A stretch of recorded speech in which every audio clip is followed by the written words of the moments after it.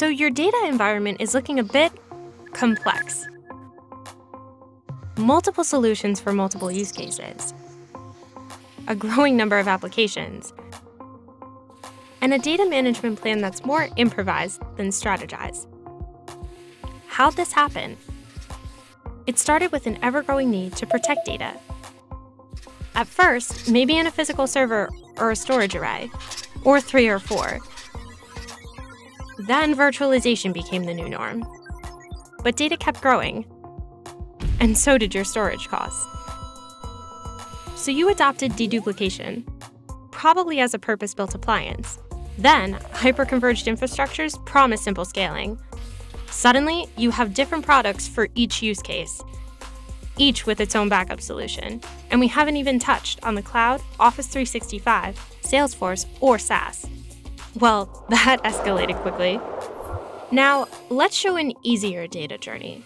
You choose a single backup, recovery, and data management solution. It protects your applications and data, no matter where it's stored. Physical, virtual, hyperconverged, cloud, big data. It even plays nicely with container platforms, one tool that fits wherever your data takes you, or wherever you take your data. This leads to operational efficiencies, lower costs, reduced complexity and risk, and data that's ready for anything. So you can focus on using it and your mind to do amazing things.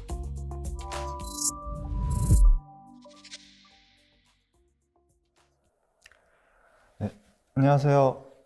컴볼트 코리아에서 SE 업무를 담당하고 있는 성광일 이사라고 합니다. 반갑습니다. 오늘 제가 그 멀티클라우드 환경과 레거시 백업의 뉴 노멀 전략이라는 주제로 좀 소개를 좀 해드리려고 하고요. 컴볼트라는 회사가 어떤 회사인지 모르시는 분들 위해서 간략하게 설명을 드리면, 이 컴볼트는 데이터 보호 솔루션입니다. 여러분들이 많이 알고 계시는 또 백업 소프트웨어라고 보시면 되고요. 이 데이터를 보호를 하실 때 고려해야 될 사항들을 좀 오늘 가이드를 좀 드릴 거고요. 여러분들이 백업 소프트웨어를 쓰고 계시는 소프트웨어나 또는 앞으로 새롭게 도입할 의사가 있다라고 하시면은 오늘 제가 설명드린 내용과 현재 계획하고 있는 내용들을 좀 검토를 비교를 하셔서 도입하는 데 좀 참조를 하셨으면 좋겠습니다. 그래서 보통 뭐 백업이 뭐 별거 있나 라고 생각하시는 분들이 있을 수가 있거든요. 그냥 복사만 하면 되는 거 아니야? 뭐 이렇게 생각하시는 분들도 있습니다. 근데 요즘에 요즘같이 인프라가 복잡해지고 어플리케이션도 다양해지는 상황에서 솔루션을 처음에 도입을 잘못하시게 되면 추후에 많은 그 난관과 문제점에 부딪힐 수가 있기 때문에 오늘 세션 잘 들으시고 제품 검토 하실 때 잘 참조하시기 바랍니다. 오늘의 아젠다는 팬데믹의 영향 및 백업 시장 동향하고 현대화된 백업 앤 리커버리 방식이 뭐가 있는지, 그리고 백업 애저 서비스 하실 때 고려해야 될 사항들, 그리고 컴볼트를 사용했을 때 베니피스에 대해서 좀 설명을 좀 드리도록 하겠습니다. 팬데믹 때문에 전 세계적으로 많이, 우리나라를 비롯한 전 세계적으로 많이 힘든 상황이 발생을 하고 있는데요. 이 팬데믹 전에 인프라에 관련된 어떤 그 이전 작업이라든지 이런 그 작업들이 굉장히 발빠르게 움직이고 있었습니다. 기존의 유닉스 장비나 유닉스 장비를 X86으로 이관한다든지 또는 HCI로 이관을 한다든지 또 퍼블릭 클라우드로 옮긴다든지 또는 그 다양한 어플리케이션을 기존에 뭐 오라클이라든지 큰 DB를 쓰다가 뭐 오픈베이스 데이터베이스로 마이그레이션을 한다든지 이런 작업들이 빈번하게 이루어졌었고, 그 백그라운드에는 비용 절감의 어떤 그 포인트로 계속 고객들이 접근을 하고 있었습니다. 근데 이게 팬데믹이 발생한 이후에 이 팬데믹 이후에 언택트와 관련된 서비스들이 엄청나게 늘어나면서 그런 서비스들이 데이터를 막 만들게 됩니다. 엄청나게. 그래서 이 기존 팬데믹 전에 이루어졌던 인프라 이관 사업들이 동일하게 이루어지는데 거기에 이전되는 데이터 양들이 엄청나게 늘어나고 있는 상황입니다. 그리고 또 다른 애로는 이게 글로벌 10대 기업의 시가총액 자료이고요. IT와 관련된 기업을 노란색으로 좀 표현을 해놨습니다. 그래서 2020년 1월 1일 날 조사된 자료이고, 저 업체들을 보시면 많은 다들 아시는 업체일 거예요. 뭐 애플이나 MS, 또 AWS나 애저, 뭐 이런 클라우드 관련된 업체들, 또 페이스북 이런 업체들이 전체 시가총액이 한 6,800조 정도가 되는 정말 엄청난 금액의 시가총액을 유지하고 있는데, 이 팬데믹이 발생한 이후에 한 1,000조 가까이가 확 늘어났습니다. 이 또한 이 데이터가 늘어난 이유가 언택트와 관련된 서비스들이 엄청나게 늘어나면서 그 데이터들이 엄청나게 늘어났고, 이 투자자들이 이런 데이터를 가지고 있는 업체에게 투자를 하고 있는 상황입니다. 지금 이게 4월 달에 조사된 내용인 거고요. 요즘 최근에는 아마 더 올랐을 것이라 판단이 되고 있습니다. 그래서 이 투자자들이 유명한 IT 업체들을 보고 사는 게 아니고요. 보시면은 거의 과거에는 이런 제조업체들이 시가총액을 많이 높은 시가총액을 유지를 하고 있었는데 이미 바뀐 지 오래됐죠. 그래서 투자자들이 바라보는 비율은 어떤 유명한 회사를 보는 게 아니고, 그 회사가 가지고 있는 데이터가 얼마나 되느냐, 또는 좀 더 자세히 말씀드리면 그 데이터로, 엄청나게 수집된 데이터로 새로운 서비스를 얼마나 창출해낼 수 있느냐, 그래서 그 데이터의 값어치를 얼마나 잘 활용할 수 있느냐의 그 권한을, 능력을 가진 기업들에게 돈이 몰리고 있다, 이렇게 보여지고 있습니다. 그리고 또 다른 A이고요. 기존의 IT와 전혀 상관이 없던 부동산 업체 또는 사모펀드, 이런 회사들이 눈에 보이는 물리적인 자원을 투자를 했다가 그게 오르면 물리적인 자원을 파는 이런 방식으로 수익 창출을 했습니다. 근데 요즘에 제가 기사를 보니 이런 부동산 업체들이 땅을 사서 데이터 센터를 짓는데요. 그래서 그 데이터 센터를 파는 게 아니고 그 데이터 센터를 대여를 해서 월 가금 형식으로 받는다고 하는 겁니다. 그래서 이 투자자들의 비유도 어떤 물리적인 포인트에서 다 이 데이터를 바라보고 있는 거죠. 이 데이터에 값어치가 있다라고 판단을 하고 있는 것으로 보여지고 있습니다. 그래서 이 클라우드 쪽을 요즘 글로벌하게, 우리 국내 상황은 퍼블릭 클라우드로 가는 게 약간 좀 더딘 상황인데요. 글로벌한 퍼블릭 클라우드 쪽의 데이터 사용률은 굉장히 높아요. 보시면 이게 이제 조사 기관에 의해서, 사실 이 자료는 팬데믹 전에 조사가 됐던 자료입니다. 그래서 클라우드 쪽의 데이터가 늘어나서 클라우드의 백업 마켓 시장이 연 24% 계속 늘어날 거다. 그 이유로는 언택트 서비스에 대한 그런 서비스들이 활성화되어 있다는 거죠. 뭐 자율주행이라든지 뭐 가상현실 또는 뭐 드론 서비스, 이런 스마트 디바이스들이 만들어내는 장치들이 만들어내는 데이터들이 엄청나게 늘어나고 있다. 그래서 팬데믹 전에도 저렇게 늘어날 것이라고 예측을 했는데, 이제 팬데믹 후에는 언택트 서비스가 더 활성화돼서 더 많은 데이터들이 만들어지고 있어요. 그래서 향후에는 저 예측 자료보다도 훨씬 더 많은 데이터들이 클라우드 베이스에 돌아갈 것이다. 그래서 데이터는 계속 늘어나게 되고 그 데이터의 값어치는 계속 늘어나게 될 것으로 전망을 하고 있습니다. 자, 그 다음으로는 이제 백업 시장에 대한 동향을 좀 설명을 좀 드리겠는데요. 같은 해에서 조사된 자료이고, 기존에 사용하고 있는 백업 소프트웨어에 대한 만족도를 조사를 한 거고요. 근데 그 백업 소프트웨어를 조사했던 전체 인원들 중에 40%는 바꾸고 싶대요. 바꾸고 싶은 주된 이유는, 제가 좀 중요하게 보이는 부분을 빨간색으로 라인으로 좀 줄을 그어놨는데, 첫 번째가 백업 앤 리커버리, 백업에 대한 성능, 복구에 대한 기능, 이런 포인트들이 최상위에 있습니다. 사실 이 백업 성능이나 복구 성능에 대한 이슈들은 초창기 백업 때부터 계속 있었던 거예요. 그래서 저도 이 장표를 보고 약간 좀 의아해했는데, 해마다 이렇거든요. 매년 조사되는 자료를 봐도 계속 저 백업 복구에 대한 성능 부분이 상위권을 차지하고 있습니다. 저렇게 되는 이유는, 항상 어떤 모든 벤더들이 데이터 증가율을 예측을 하고 거기에 맞는 하드웨어나 소프트웨어 기능들을 인앱을 시킵니다. 하지만 데이터의 증가율이 그 예측들보다 더 늘어난다는 거죠. 그래서 첫 번째 이유가 그렇고요. 두 번째 이유는 이 백업 방식에 대한 접근 방식이 어떤 현대화된 방식이 아닌 인프라는 현대화됐는데 레가시한 방식으로 접근을 했다라든지 이런 경우에는 성능이 느릴 수밖에 없는 거고 그런 백업 복구에 대한 방식을 좀 바꿔야 되는 좀 그런 이슈들도 좀 있습니다. 그래서 이 가트너가 이런 포인트로 고객의 서베이를 했고 가트너 매직 쿼드런트라는 자료를 수집을 했는데 이번에 올해 2020년 8월 달에 나온 자료이고요. 과거와는 좀 틀리게 과거에 조사했던 내용들은 어떤 그 인프라의 환경에 국한되지 않고 백업 소프트웨어가 가지고 있는 기능 위주의 어떤 평가들을 많이 했습니다. 근데 이 장표에서 보듯이 물리 서버, 가상화 서버, 그리고 퍼블릭 클라우드에 대해서 세 꼭지로 나눠서 평가를 했어요.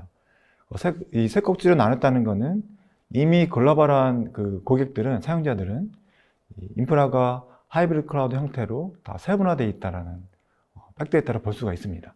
그래서 이 평가할 때도 고객이 백업 성능에 대한 불만들이 많아서 퍼포먼스에 대한 부분을 전체 100% 중에 20% 정도를 책정을 했고, 그리고 어플리케이션 서포트 여부, 얼마나 많은 어플리케이션 지원하는지, 또 얼마나 많은 플랫폼을 지원하는지에 대해서 15%를 책정을 했습니다. 그래서 이 세 가지만 합쳐도 벌써 50%거든요. 그래서 전체 100% 중에 얼마나 백업 복구 성능이 빠르냐, 또는 얼마나 많은 어플리케이션이나 플랫폼을 지원하느냐를 굉장히 높은 점수를 평가를 했습니다. 그래서 그 컨볼트가 이 세 꼭지 부분에 대해서 전부 1등을 차지를 했고요. 이 NQ 자료를 보시면 이 그래프 자료인데 그 전 페이지에 있던 백데이터를 가지고 이 그래프를 그려놓은 겁니다. 이 그래프를 처음 보시는 분도 있을 텐데요. 이 그래프를 보는 방법은 이 한시 방향으로 치우쳐 있을수록 좋은 솔루션이라고 보시면 됩니다. 그래서 저희 컨볼트를 빨간 박스로 저희 표시를 해놨고요. 9년 연속 컨볼트가 가트너 엔터프라이즈 백업 소프트웨어 중에 리더를 계속 차지하고 있습니다.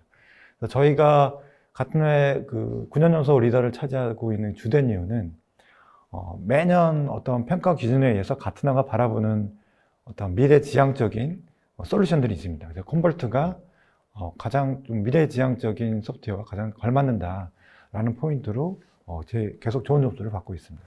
자, 그럼 그 현대화된 백업 앤 리커버리가 뭔지 좀 컨셉을 좀 설명을 드리도록 하겠습니다. 그 전에 조사 자료 장표를 하나 좀 설명을 드릴 건데요. 이 퍼블릭 클라우드로, 온프레미스에서 퍼블릭 클라우드로 인프라를 이관했던 사용자들이 매니지먼트적인 측면에서는 한 54% 정도가 더 복잡하대요. 클라우드로 가게 되면 좋은 점이 되게 많거든요. 스케일을 마음대로 조정할 수 있다라든지, 데이터 포팅이라든지, 이런 굉장히 사용한 만큼만 쓴다든지, 이런 좋은 요소들이 많은데, 저분들이 매니지먼트가 복잡하다라고 했던 부분은 크게 두 가지로 설명을 드릴 수가 있어요. 첫 번째는 이 퍼포먼스고요. 두 번째는 약간 비용적인 측면입니다. 이 퍼포먼스는, 클라우드는 정말 좋긴 한데, 온프레미스 상에서 아주 고성능의 업무들, 하이엔드급의 고성능의 업무들을 퍼블릭 클라우드로 옮겼을 때, 이 퍼블릭 클라우드에서 온프레미스에서 나왔던 그런 성능을 뽑아내기 위해서 튜닝하는 작업들, 이런 작업들이 어렵다는 거예요. 아직까지는 이 온프레미스 하이엔드급의 성능을 냈던 업무들을 이 클라우드로 서비스를 할 때 똑같은 동일한 퍼포먼스를 내기 위한 고민거리가 좀 있습니다. 두 번째는 비용적인 측면인데요. 퍼블릭 클라우드는 사용하는 만큼만 내는 거기 때문에 최대한 적게 쓰는 게 유리합니다. 근데 만약에 VM 업무, 웹 와스 업무를 VM을 10개를 띄웠다. 피크 타임 때는 10개를 다 쓰지만 빛 피크 타임 때는 2개만 필요하다고 하면 사실 빛 피크 타임 때는 그 8개의 나머지 VM을 꺼놓게 되면 비용적인 세이브가 되는 거거든요. 근데 관리자 입장에서는 그거를 체크를 해서 감지를 해서 사용하지 않는 시간대에는 특정 VM을 다운시키고 이런 매니지먼트를 해야 되는 겁니다.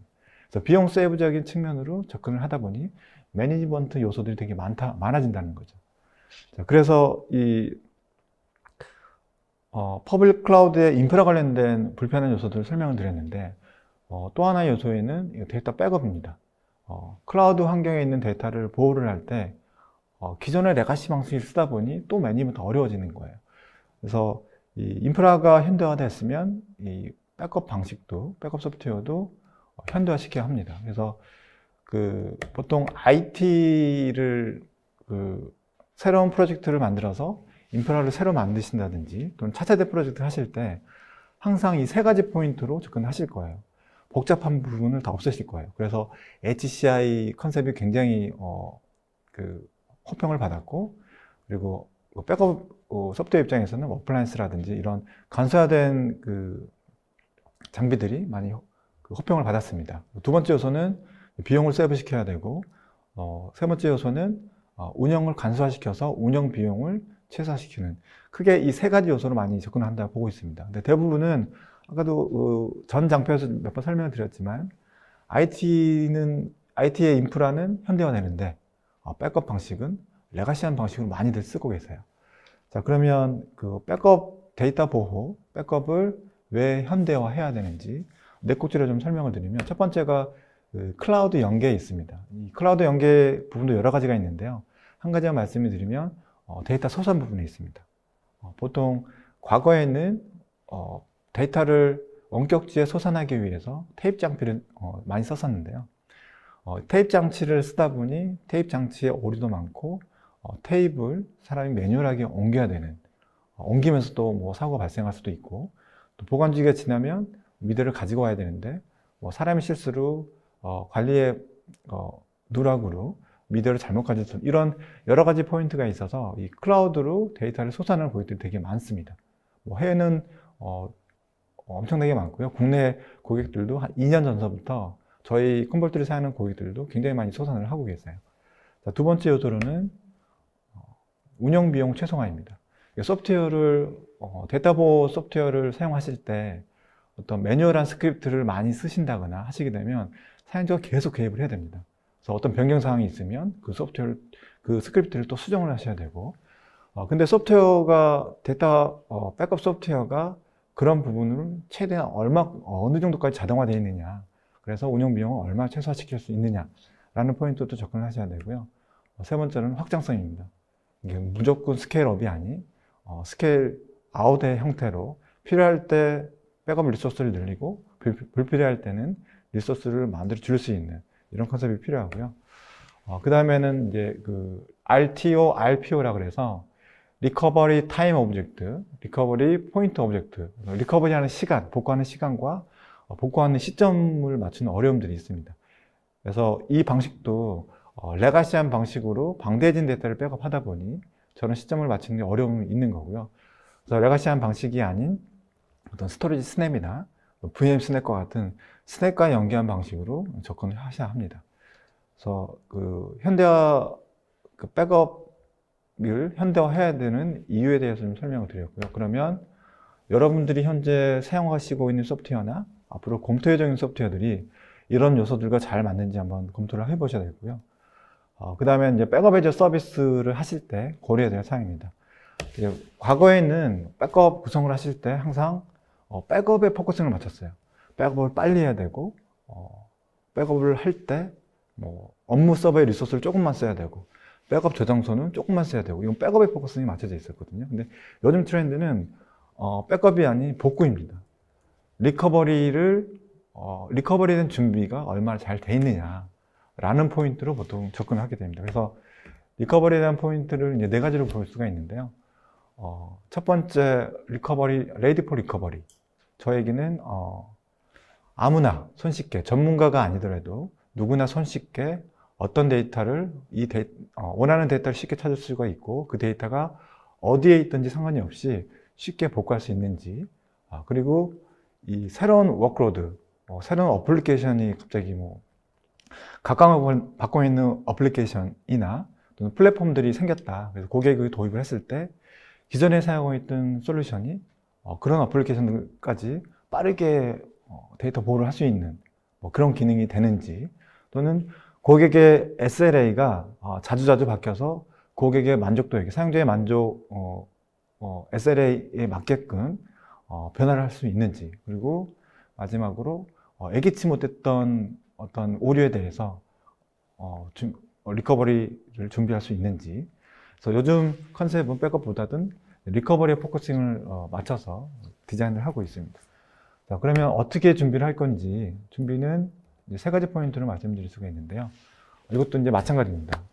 손쉽게 내가 복구할 수 있는 데이터를 그 데이터가 어디 있든지 상관이 없이 쉽게 찾고 손쉽게 복구할 수 있는 방법을 찾으시면 되는 겁니다. 그래서 첫 번째로 이 손쉽게 찾고 손쉽게 복구하기 위해서는 최대한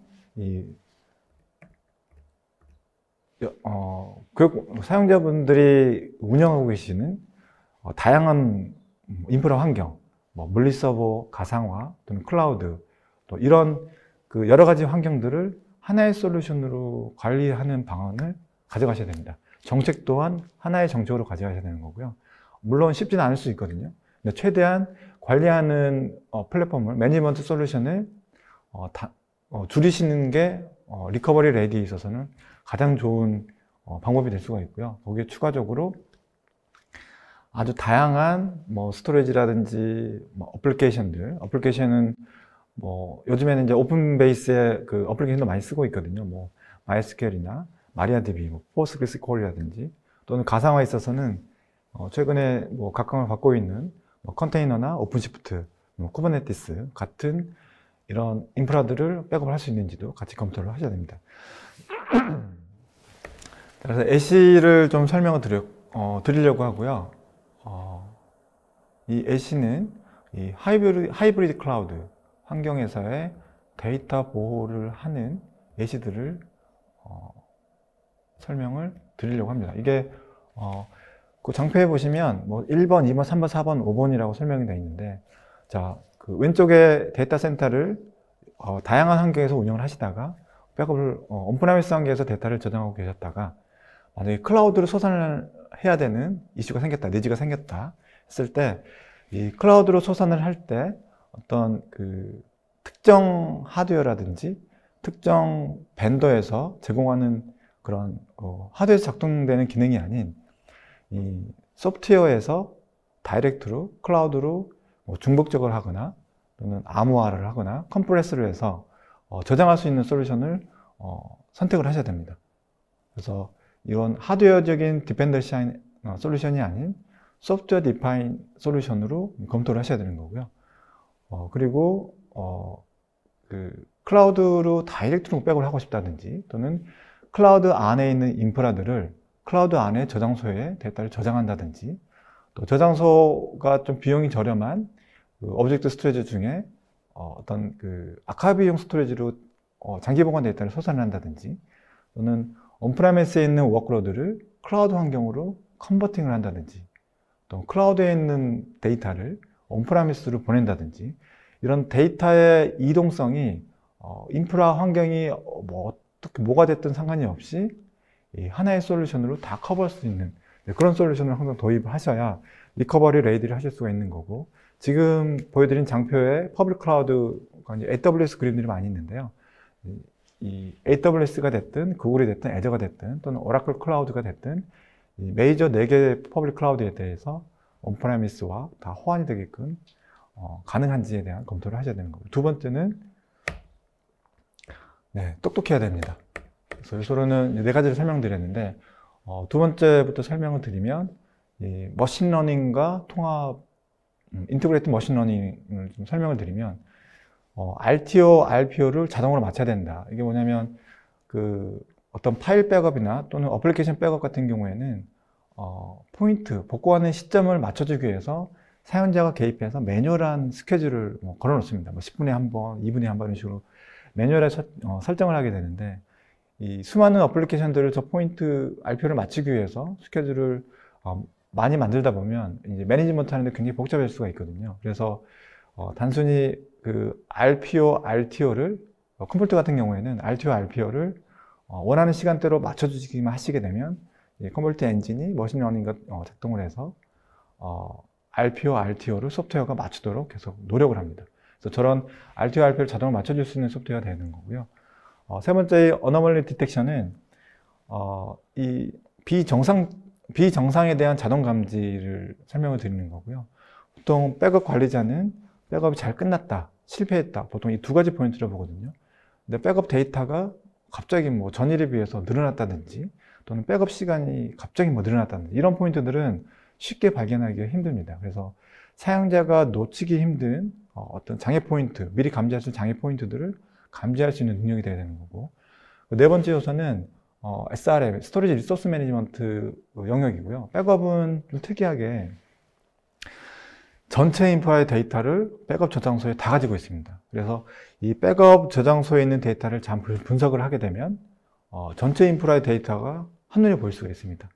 그래서 세컨더리 스토리지 저장이 된 백업 데이터를 이용해서 인프라 현황을 어떻게 파악할 수 있는지의 기능을 가지고 있는 게 이 네 가지 요소가 두 번째 요소인 똑똑해야 된다.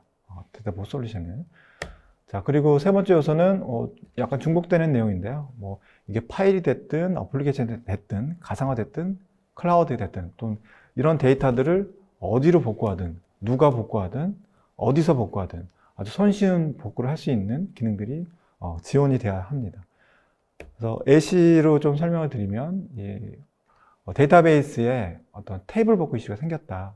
그래서 이 데이터베이스의 백업의 입장에서는 어떤 물리적인 데이터 파일 단위로 데이터를 땡겨오거든요. 근데 이 테이블에 대한 복구는 논리적인 단위이기 때문에 물리적인 단위로 복구를 해서 논리적인 단위로 복구를 하는 이 중의 스텝을 가져가게 됩니다. 그래서 이 스텝을 보면 내가 원하는 데이터를 찾아서 리스토어를 해서 이게 잘 됐는지 검증을 하고 이 검증하는 과정은 전문가 DBA가 검증을 한다든지 때에 따라서는 시스템 엔지니어나 백업 어드민이 같이 검증을 해줘야 되는 거고요. 그리고 나서 데이터를 뽑아내고 또 임포트하는 이런 멀티한 과정에 여러 명이 붙어서 작업을 해야 합니다. 이게 현대화된 방식으로 접근한다고 하시면은 내가 원하는 테이블을 찾아서 임포트 이렇게 단순하게 끝내야 되는 거고 뒤에 오는 어떤 백단의 복잡한 작업들은 소프트웨어들이 다 알아서 자동으로 처리를 해야 됩니다. 자, 그리고 이제 마이그레이션인데요. 이 기종 간에 만약에 VMware를 쓰고 계시는 고객이 우린 이번에 가상화 VM을 다른 이기종의 하이퍼바이저로 옮길래 라고 하셨을 때 물론 이 하이퍼바이저들이 컨버팅하는 기능을 제공하고 있긴 하거든요. 제약적으로. 근데 이제 백업 솔루션들이 어차피 저희뿐만이 아닌 다른 솔루션들도 이기종간 하이퍼바이저들끼리 VM들을 컨버팅 해주는 기능들이 있습니다. 그래서 얼마나 많은 고객이 원하는 인프라로 변환이 가능한지 단순히 VM에서 끝나는 게 아니라 또 다른 하이퍼바이저로 또 어떻게 이관이 되는지 이런 얼마나 어디까지 지원이 되는지 얼마나 손쉽게 변환을 할 수가 있는지 그런 부분들을 검토를 하셔야 되는 거고요. 결과적으로 보시면 이렇게 요약을 할 수가 있고 인프라는 앞으로는 더 복잡해질 거예요. 어플리케이션도 훨씬 더 많아질 거예요. 그래서 관리하던 데이터들은 많아질 수밖에 없고 얼마나 손쉽게 복구할 수 있느냐라는 포인트로 솔루션 도입 시에 검토를 하시면 됩니다. 컴볼트를 사용하시게 되면 컴볼트의 베니핏은 컴볼트는 통합 솔루션입니다. 소프트웨어 디펜이고 하드웨어 디펜던시 하지 않습니다.